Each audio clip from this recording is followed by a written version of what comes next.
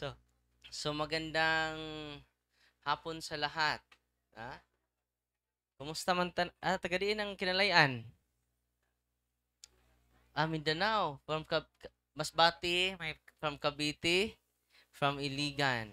So, from Bukidnon ng Siquijor, Mindanao. So nakatapos na kayo ng umpisal. So, salamat sa Diyos, and then sana nakinig kayo sa katikisim kanina dahil pinaka-importante po 'yan. Last Tuesday, may ini-interview ako na Wednesday pala. Na-interview ko si Lalaine at si Patrick Mendoza. Unique yung kanilang yung kanilang kaso. Lahat ng karamdaman nila ay pinagaling ng Diyos, no? Grabe, no? Yung bleeding niya, grabe.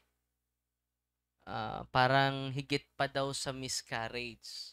Malaking tulong ang sacrament talaga. Ang kanyang asawa, yung kanyang husband, ay nangungumpisal sa lahat niya ng mga kasalanan. No? Hindi niya tinago as if ito na yung last confession ko. Very effective. Yung lahat, si Patrick Mendoza, lahat may maintenance siya eh. Sa kanyang mga internal organs, lahat. Kanyang paa, masakit. Dahil sa oppression pala yung sakit niya. Ngayon, completely healed na po siya. Dahil sa sacrament of confession. So maraming pumupunta sa akin na, Father, dalhin kita sa, Father, may sakit yung kapatid ko. Anong sagot ko? Go to your priest. Receive the sacrament of confession. Amen? Hindi yun nakasentro sa akin yung healing eh. Doon sa sakramento ni... Meron ba kayong pari sa inyo? Nandyan sa kamay ng ating mga kaparian. Bigyan natin ng papuri ang ating mga kaparian. Amen? At sa kanyang testimonya, na-amaze nga siya sa Sacrament of Confession. Kaya dito, may Sacrament of Confession tayo, may anointing of the sick din. No? Sa lahat naman ngayon, si Father ilang nandito dahil yung mga kaparian na mga laging tumutulong natin dito ay may mga schedule. So ngayon, nandito si Father Il tutulong sa atin at mag-anointing of the sick sa inyo. So ang ibibigay namin sa inyo ay hindi ang aming sarili. Ang sakramento talaga. Amen? At pangalawa nito, ang sacramentals. Ito po, i-bless natin yung mga sacramentals ninyo. After sa blessing, sacramentals na po yan. Malaking tulong po as long as yung sakit ninyo ay beyond natural. Ano? Beyond natural. Kung natural yung sakit mo, kayang pagalingin yan sa ating mga dalubhasa, yung mga doktor. Amen? Pero kung may halong evil spirits, hindi yan mapagaling ng doktor. So kaya nga tinuturo namin sa inyo how to use the how to use the sacramentals properly. So kung nakikinig kayo kanina, magdadagan yung kaalaman ninyo. Alam nyo, hindi naman ako ang pari na ninapitan ni Brother Patrick. Yung pari nila doon sa Cebu. Siya lang, lahat niyang kasalanan, hindi niya tinatago. Kino-confess niya lahat. So, grabe yung Sacrament of Confession, no? Lahat, yung mga anting-anting nyo, isali nyo na. Lahat ng mga superstitious belief ninyo, isali nyo na. Lahat ng mga pamahiin natin, lahat ng mga habak natin, isurrender natin. Lahat ng mga hindi tinuro ng simbahan, dapat sundin. Hindi natin sundin. Amen? Natutuwa ba kayo ngayon? Bigyan natin papuri ang Diyos. God is good! All the time! So, ngayon ay mag-exercise ako dito. Exercise ako dito. At huwag kayong matakot ha. Minsan sisigaw. Minsan pinatutulog lang ng demonyo. At kung may mag-react man, dahil bawat isa sa inyo ay i-renounce natin, so yung case officers mag-determine. Amen? At kung hindi kayo mag-react, praise the Lord. No? Kung mag-react kayo, praise the Lord din. No? Magkikita tayo, no? Sa sunod-sunod na mga araw dahil i-exercise namin kayo. Alam nyo, yung mag-asawa, tuwang-tuwa po. Bakit? Na-empower sila. Sila na mag-deliverance sa bahay nila. Grabe, no? At dahan-dahan yung mga financial crisis, dahan-dahan ay naagapan nila. Amen? At lalo na yung oppression sa kanilang karamdaman, just imagine, pinagaling siya sa bleeding niya. Sa pag-examine sa doktor, pumupunta sila sa doktor, pero walang findings, normal. Lahat ng mga laboratory test niya. Pero pagpunta dito, 2 beses sila pumupunta dito, hindi siya nag-react. Pero nung ang kanyang asawa, yung kanyang husband, nag-deliverance dun sa bahay nila, dun pala nakatira yung mga demonyo na nagharas sa kanila. So, dito natin makikita kung gaano kaimportante ang empowerment. Amen? So, sa pag-uwi nyo sa bahay, gamitin nyo yung prayer ng simbahan. Amen? Handa na ba kayo? Takot kami, Father, eh. Natatakot kami, Father. Alam nyo ba, yung pagpalayas ng demonyo ay 90% galing sa pamilya. Ano? 90%. Mapalayas natin demonyo. Saan galing yung 90%? Sa pamilya. Yung 10% Father galing sa amin. No? Just imagine 10% lang sa amin. 90% galing sa ating mga pamilya. Amen?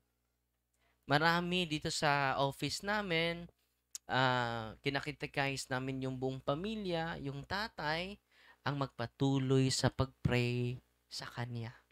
Di ba? More passionate yung tatay. Dahil anak niya yan eh. More passionate yung nanay. Bakit? Anak mo yan eh. Amen? At ang daming na-liberated, hindi dahil ni Father Darwin, dahil na-empower ang bawat isa natin. Amen? Natutuwa ba kayo ngayon? Oh. Sana gamitin ninyo yung dasal ng simbahan. So don't forget practice cares. Anong cares? Confession, adoration, rosary, Eucharist, sacraments, and sacramentals. Last week po, may pumupunta dito nakalimot na ako sa pangalan niya. Pero i-check muna namin yung pangalan niya. Alam nyo, binuhat siya galing doon sa ibaba, patungod dito, hindi siya makalakad. Walang lakas ang kanyang mga paa. At sinabihan ko, ang dami ng albularyo nilapitan ninyo. No? Isla sa Pitugo. Island sa Ubay ba yan? Ubay, Alam nyo, na-amaze nga ako eh. Sinabihan ko si tatay, i-renounce natin lahat. Kung oppression ito, makalakad ito. Kapag natural, let us listen to the experts, medical experts. Amen? Last week pa po ito nangyari. Alam nyo, lumakad na siya after nakatanggap sa sakramento ni Kristo. After praying the prayer of deliverance. So, kayo lahat, sasabihin nyo sa case officers, ano yung karamdaman ninyo, dahil yung karamdaman natin, pwede natin i-deliverance. Natutuwa kayo eh. No? Sana gamitin nyo at ituturo nyo sa bawat isa na family members natin.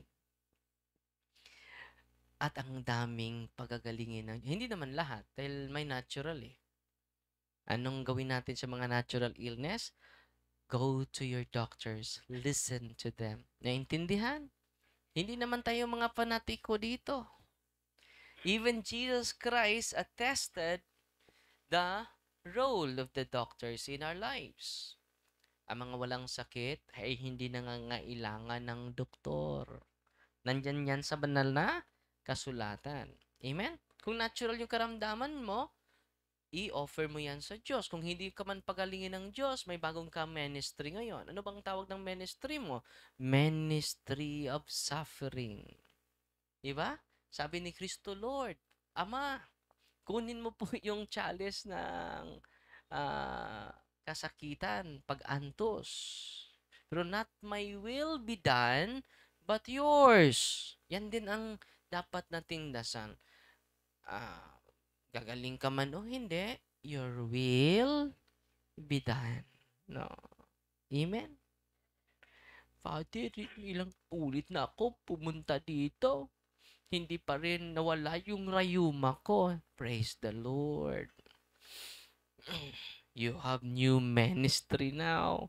Ministry of suffering. Because we are saved not by the preaching of Jesus, not by the healing of Jesus, but by the suffering of Jesus. Amen? Salamat, Lord. No? Pabalik-balik ko dito, hindi pa rin ako pinagaling. No? May isa pa akong tuhod, Lord. Pwede pa ito, ilipat mo yung, para dalawa na. No? You embrace, you carry your cross. Not only carrying your cross, you kiss your cross. Thank you, Lord, for my pain. Thank you, Lord, for my illness. Thank you, Lord, for a lot of problems that uh, that are facing me right now. No? Huwag kang sumuko. I-offer mo lahat sa ating may kapal. Amen? Natutuwa ba kayo ngayon? So, kindly follow and subscribe our YouTube channel dahil may apologetics time tayo, sasagutin natin at ibang-ibang mga kapatid natin, mahal natin na kapatid na ibang sekta. No? Kita nyo naman na sinasagot ko sila, hinaharap ko din sila with great compassion and with great love. No? Nagsisikap ako sa hanggat sa makakaya ko na hindi ako magagalit sa kanila. Yan ang payo ni Apostol Pedro sa atin. Answer them with love, compassion, and humility. Amen? So, sasagutin natin with love. At pagdasal nyo din ako na maharap ko sila with great love, with great humility. Amen? So, yan ang sinisikap ko hanggang ngayon. No? Na iibigin natin yung ibang sekta, ibang mga klase-klaseng pananampalataya. Dahil tayo ang representative of Jesus Christ, He won the world by His love, not by His power. Amen? Bigyan natin ng palakpak ang Diyos. Kasi ang ina ng Diyos nandito. Nandito, yung cross ni Kristo. Nanalo siya sa demonyo, hindi sa pamagitan ng kanyang kapangyarihan. Nanalo si Kristo dahil sa pag-ibig. Amen? Grabe talaga ang pag-ibig, no? Ang pag-ibig lang ang makapagtalo ng mga tunay na kaaway natin. Nag-lunch na kayo? Tapos na. Wala pang pangalawa, no? Ang dami ninyo ngayon. At, by the way, pasensya na kayo sa lugar, masikip, dahil dumami kayo. At meron tayong nag-donate sa atin, mga Ardon family, ng 1 hektarya for permanent office of healing and exorcism. 1 hectare po. So, magtayo tayo ng, dahil nag-rent tayo dito para sa inyo, nag-rent tayo sa lugar. Sa 2 bahay na ito, nag-rent tayo. Dahil kapag dun sa kumbento, hindi malaki yung area. So, naghanap tayo ng lugar. At thanks be to God, may nagbigay sa atin ng 1 hectare. Hindi binigay sa akin, binibigay sa Diocese of Tagbilaran. Hindi po yun akin. Wala akong akin. Ang sa akin lang ang mga kasalanan ko. Wala talaga akong possession. Yung kasalanan ko lang ang maipagmalaki ko. Amen? At magtayo-tayo doon ng chapel. Pwede kayo magtutulong isang halublak. No, tatayo tayo ng chapel, deliverance room, exorcism room, and then dormitory po. Dahil may taga ibang lugar, taga Siquijor, taga Bukidnon, taga Cavite, na meron silang matutulugan. No? Pwede kayong magdala ng isang kabilya, no? No. Uh, kabilya lang, isang lansang, no, isang pako. oh, may 35 na ano tayo na haligi na establish doon para sa chapel natin. So, mas malaki ng kaunti dito. Mga 500 square meters ang pinatayuan natin sa chapel. No? Meron ng 35 ka mga haligi. No? Pwede kayo magdala ng martilyo, isang martilyo. No? oh, dahil sa atin yun eh. Hindi yun para ni Father Darwin. Mag-ano din tayo ng training area, training formation building para sa mga dioceses, mga parokya na gustong i-train sa ministering ito. Hindi kailangan mag-exorcise ang pari. Pwede naman ang pari mag-deliverance. Pwede din kayo by virtue of your baptism. Amen? Kaya nga, yung mga pabalik-balik dito, tinuturuan namin, ito ang gawin ninyo. And then, dahan-dahan maliberate yung mga demonyo na nakatira pala sa bahay ninyo. Amen? At dadami pa yung pagagalingin ng Diyos. Grabe, no? Ano nakasulat sa Biblia? All of the oppression will be healed by Jesus. All. Saan mabasa? Acts of the Apostles, chapter 10, verse 38. Jesus is sent by God, anointed by the Holy Spirit, to heal all of the oppression of the evil spirits. Hindi niya sinasabi to heal some of the oppression. Lahat ng mga sakit na oppression, pagagalingin niya. Natutuwa kayo? Hindi. At alam nyo, paano? Through the prayer of the church, sacramentals. Through the oil, through the holy and exorcise oil. Natutuwa kayo? At pwede kayong gagamit sa prayer nito. As long as you practice cares. You are practicing Catholic. Hindi yung non-practicing. Natutuwa ba kayo ngayon? Alam nyo, si Brother Patrick, while nakikinig ako sa kanya, sa Father, I'm so impressed with the sacrament. Kung ang mga tao ay na-educate how powerful the sacrament is. How powerful the sacraments are. They will go to their priest. Grabe, no? So, sana, alam nyo, minsan, ang mga pumupunta dito ay nag-focus ni Father Darwin. Father Darwin, Father Darwin. No? Ngayon, mag-focus tayo kay Kristo sa kanyang mga sakramento po. Nandito lang kami to catechize you, to promote His 7 sacraments, to promote the priesthood of Jesus. Merong pumupunta sa akin kanina sa eskwelahan, Father, dadalhin ka namin sa Manila. Bakit? Dahil nagkasakit yung yung kapatid niya.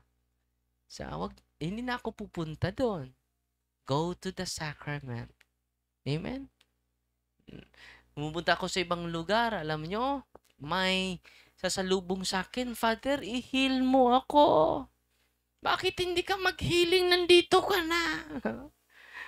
At ang sagot ko, hindi naman ako healer. Ang sakramento po na maibigay sa inyo sa pamagitan ng ating kaparian. Naintindihan niyo? When you receive the sacrament of confession and anointing of the sick, you touch the hands of Jesus. You are touched by the hands of Jesus. Lalong-lalo na kapag magsamba tayo every Sunday. Sa mga may sakit ngayon, stage 4, stage 3, araw kayo magsamba. Receive the body of Christ. At yan ang ginawa nila ni Patrick. Grabe, no? Walang entrance fee sa simbahan. Meron, wala. Libre. Walang bayad yung pangungumpisan. Grabe, no? Dahil ang kaligtasan ay free. Amen? Hindi sasabihin ng pare, sakristan. Tingnan mo yung hindi naghulog sa sibot sakristan. Bakit, Father? Hindi natin pakakainin sa katawan ni Kristo yan. Ano bang ipapakain natin sa kanila? Buto ni Kristo. Bukog ni Kristo. Yan ba ang sasabihin? Hindi. Magbigay ka o hindi, katawan ni Kristo ang matatanggap natin. Amen? Yan ang ibanghilyo ngayon. Ako ang tinapay sa buhay. So, kung araw-araw kang magsamba, every Sunday ka magsamba, natanggap mo ang katawan ni Kristo. Grabe, no? Libre pa. So, kung ma-educate natin ang bawat Katoliko, bawat Kristiyano, they will love more the Eucharist. They will love more the church. Amen? Catechize natin yung bawat isa natin. Yan ang kinakailangan natin. Sabi ng mga obispo, the Catholic Church, the Catholic faithful, are overly sacramentalized but poorly evangelized. Totoo, hindi. Kaya, kung nakita ninyo, every month, sinisikap ko na makadiskusyon ko yung mga iba't ibang sekta. Bakit? For the reason for evangelization. The reason is for evangelization. Amen? Oh, yan. Yan ang gusto ng Diyos. Evangelization. Evangelize natin sila. No? With great compassion, with great love, with great humility.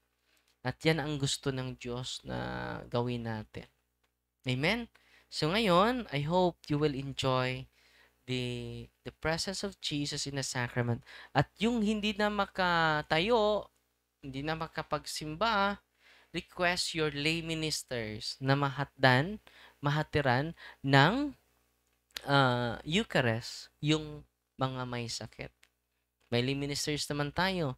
O kung kayo ay aktibo pa, active pa, mga lalaki, mag-minister kayo. Dahil kinakailangan ng lalaki na mga lay ministers. Kayo lang ang makapaghatid sa may sakit. At ang hinatid nyo ay si Kristo. Grabe, no? Yan ang pinaka-blessed na tao sa mundo, yung lay minister. Sila ang makahatid kay Kristo. Hindi na kaya ng pare, di ba? Ang daming may sakit. Pwede yung pare magpakumpisal.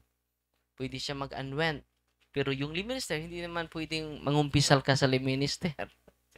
Pero yung communion, pwede ipa-delegate sa mga lay ministers. So sa mga lalaki na nandito, mas mabuti. Yung mga, kahit sa barangay mo lang, yung may sakit, hahatiran mo, hahatiran, no? Hahatiran naman, no? Hirapan tuloy sa kalisod, no? Hahatiran mo ng katawan ni Kristo. Yung dala mo ay si Kristo eh. Si Kristo po yan. Grabe, no? Ang swerte na, blessed na blessed yung mga lay ministers na mga lalaki. Sila lang ang makapaghatid ng katawan ni Kristo sa may sakit. Kapag mamatay yan, no? Dahil sa iyo, dahil sa hindi dahil sa iyo, no? Kung mamatay yan dahil sa kanyang sakit, and then nandyan ka, lagi kang nagbigay sa kanya ng communion, maligtas yan. At dahil sa iyo, naligtas yung kaluluwa. Ikaw din sa pagkamatay mo, meron nang nag-pray sa iyo. So, posible hindi ka nadadaan sa purgatorio. Dahil marami na mga patay doon na napunta sa langit dahil sa iyo. So, Lord, nasave ako dahil sa minister na yan, oh.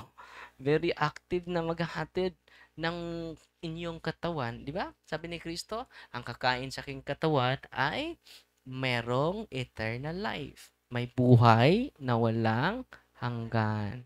At dahil sa'yo, hinatdan mo, hinatiran mo. Hirapan tayo sa kalisod nito. Sa pagsasalita ng mga salitang ugat na binubuo ng mga barikos. At yun, kakatok ako sa pintuan ng puso ninyo. Kung meron kayong blessing, pwede kayong mag-share sa ministry. Dahil yung mga deliverance case officers natin, hindi na nagtatrabaho. Inaalay na nila yung buhay nila. By the way, yung proceeds sa mga religious items ninyo na-avail ninyo, tinutulong natin sa mga scholars. Meron ng 45 scholars na po ang natulungan niyan. Kahit piso wala akong matanggap yan, no? Bungag singot lang ang matatanggap ko, no? Bungag singot, no? At kung nag-aani din kayo ng palay, pwede kayo magdala ng 1 kilong bigas dito, no? At may mga families din sa mga deliverance ministers na nandito nakatira, no? So, tatanggap din kami ng lubid, na ang dulo ay kambing, baboy. Kung wala kayong biyaya ngayon, gipit kayo, ipagdasal niyo po kami na yung aming kalusugan ay mananatili upang from Thursday to Sunday po yung ating open dito sa office. Huwag kayong pupunta dito Lunes dahil kailangan din kaming mamamahinga. And then, may parokya pa din ako. So, sa umaga, nandun ako sa parokya, sa tanghali nandito. Ang sarap matulog sa oras na ito. Totoo, hindi. Pero huwag kayong mag-alala na hindi tayo matutulog ngayon. Iusa na nato, inigkamatay na to. No? Kay pahulay naman lang anayo. No? So, yasa naman nagmamatay ta. No? Mausa ra dyan na ta. Mata-mata. So, ngayon, i-bless ko yung mga religious items ninyo. At i-consecrate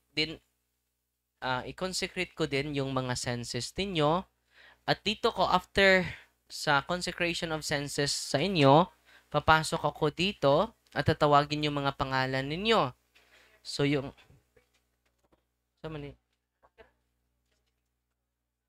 Sleeping Joseph. No. Pwede yan ay. Oh, and then, si Father Il, after consecration of senses, Father, i-anointing mo sila. Anointing of the sick. Si Father Il, sa mga may karamdaman, after sa blessing of, mag-bless muna ako, Father. Oo. Nay.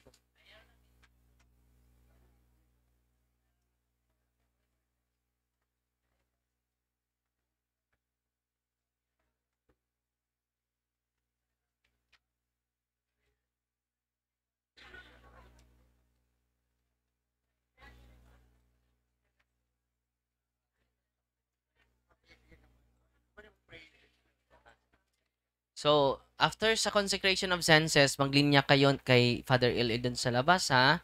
For anointing of the sick.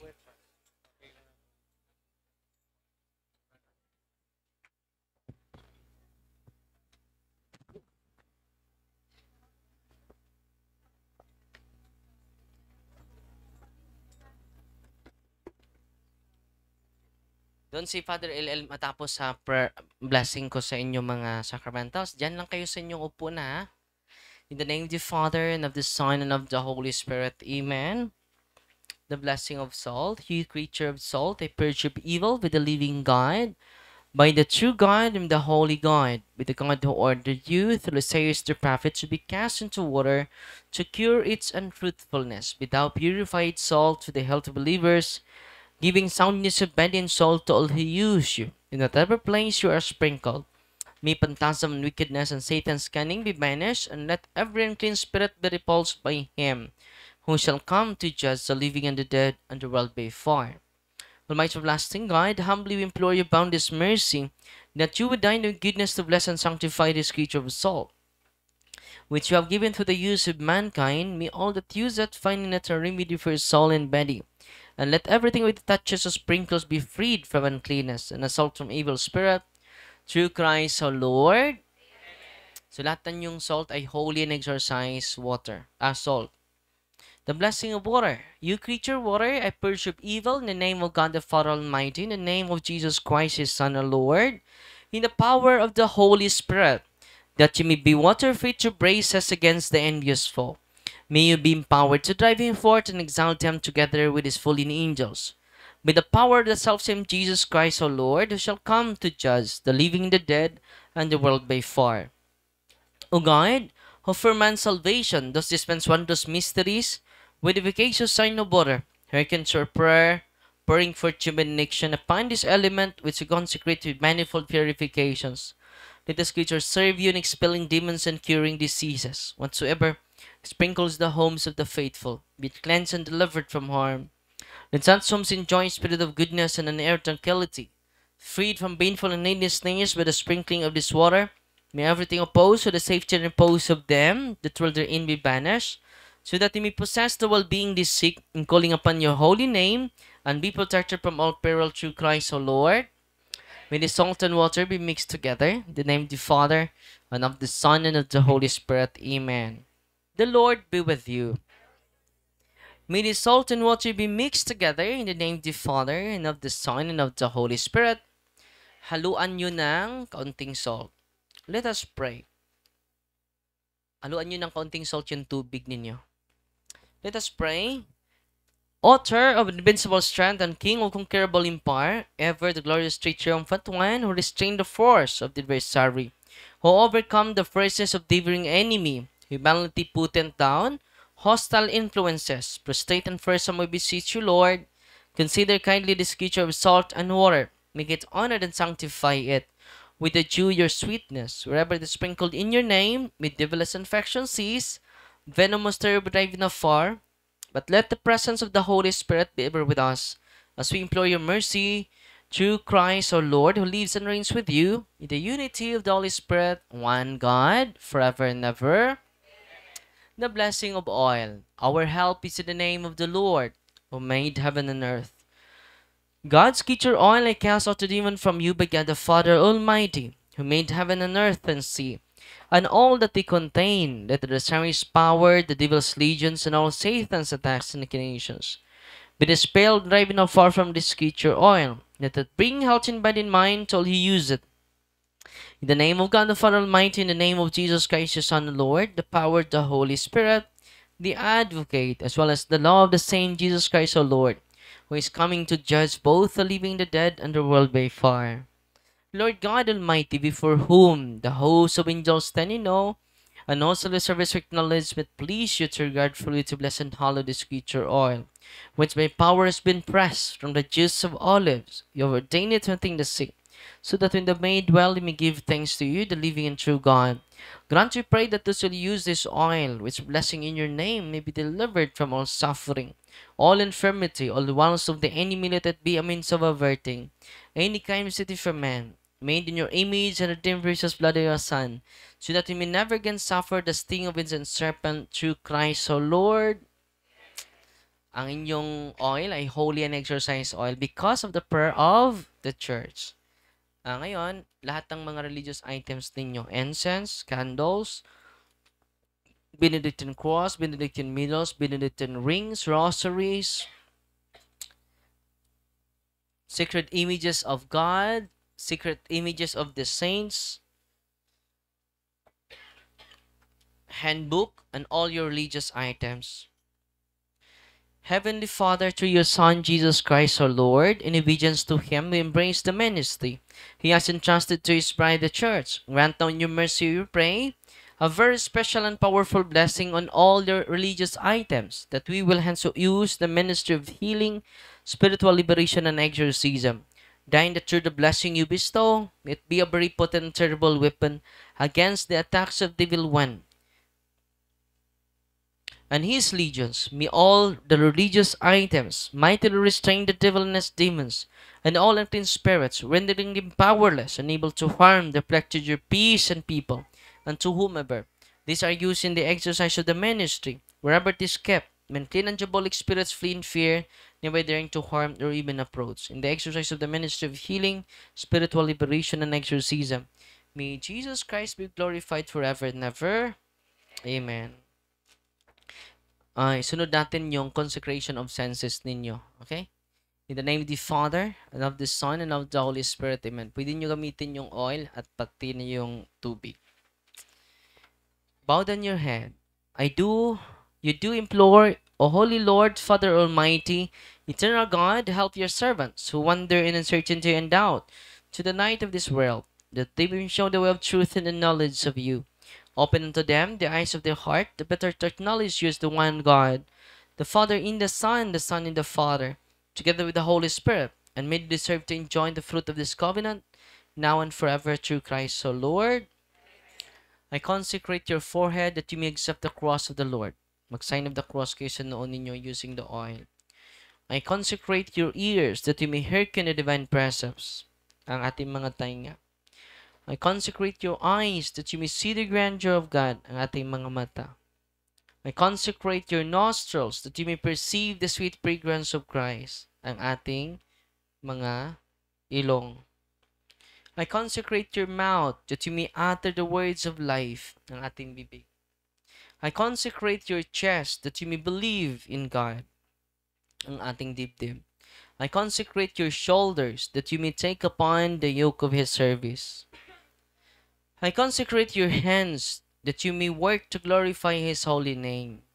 Ating mga kamay. I consecrate your feet that you may walk in His ways. Ating mga paa.